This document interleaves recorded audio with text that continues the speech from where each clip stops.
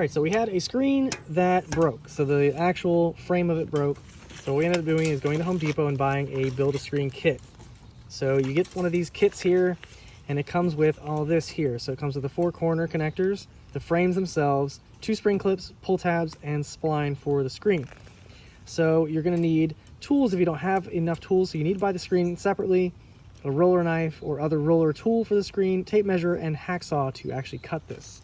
So bought the screen separately, and so you just need enough to actually cover what you're covering. So ours is, I think 31 by 29, so we have enough with this here. This kit, I think, was about $14. The screen itself was about $8, so not super expensive to do. And to measure, what you want to do is take your other screen apart. You want to remove the corner clips, and you want to measure just the frame itself. So not the clips themselves. You're measuring just these parts. And then for the spring clips, those go in before you put in these corner pieces. So once you do that, you won't be able to put these back on. All right, so now we've measured. So now we're going to cut it with a hacksaw here.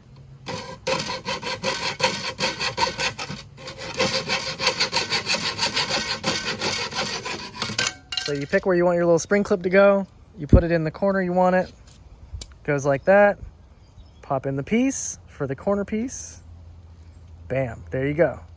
Now it's got the spring clip. Here's our last piece here.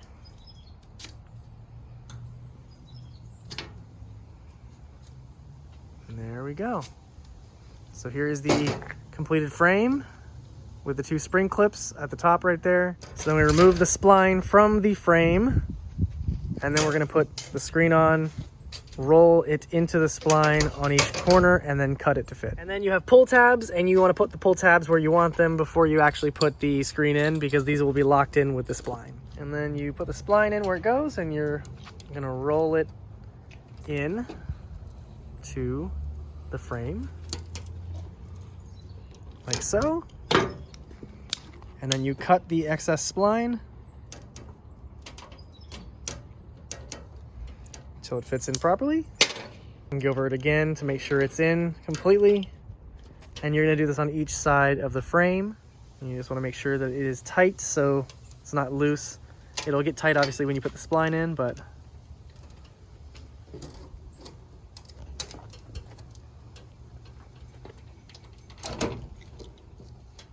it's a little harder right there where the pull tabs are. yeah, so the pull tab might make it a little bit harder, but that's how they stay in.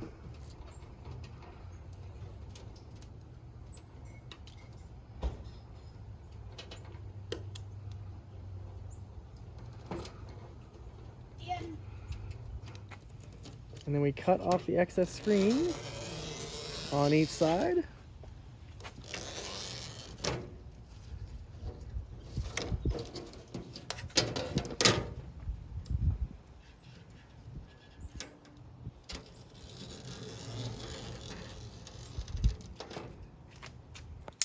And there we go.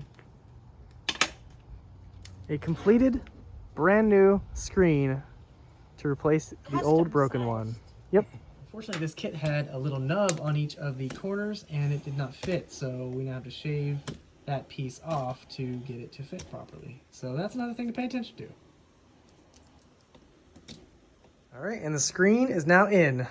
So after shaving those little tabs, it went in. Still a little difficult because you have the spring clips that you have to worry about, but aside from that, have a new screen. Pretty cool.